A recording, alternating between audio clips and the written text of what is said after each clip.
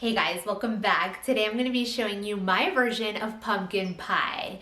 Now don't get me wrong, I love the original, but there is just something about the creamy taste and texture of this no bake pumpkin pie that keeps me going back year after year.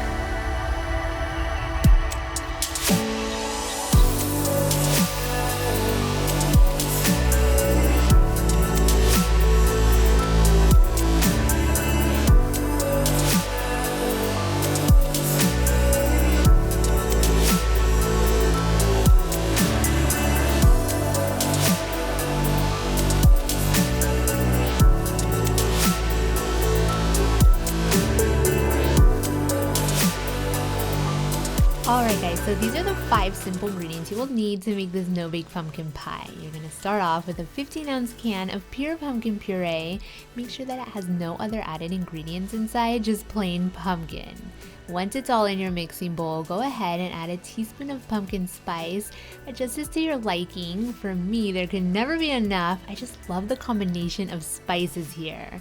For ingredient number 3, you will need some of this marshmallow fluff or marshmallow cream. This stuff is always so much fun to work with. It weighs almost nothing and it has such a nice marshmallowy taste. Next, go ahead and mix all of this up well. For those of you who are new here on my channel, I want to welcome you all and thank you to all of my returning subscribers. I post new videos every single week. They always have a unique twist to them, so be sure to subscribe and click that notifications bell so you won't miss out. Now, once everything is nicely incorporated, go ahead and add the last ingredient, which is 8 ounces of thawed Cool Whip. You're going to switch off to a rubber spatula and gently fold this in just until it's all combined. Now I must stop and talk about how heavenly this smells. It was driving me insane. I just wanted to start eating it right out of the bowl. This pumpkin pie is absolutely perfect, especially for those of you out there who cannot eat your slice of pie without a dollop of whipped cream or Cool Whip, because you know what? It's already in there for you. All of this mixture is going to go into a 9-inch pie crust. I'm using a graham cracker crust today, but I've made this using a regular baked pie crust and even a baked puff pastry. It's absolutely so versatile. And be sure to save that plastic from the package, which works as its lid. You're going to pour all of that luscious filling into the shell, smooth out the top, and this pie needs to chill to firm everything up.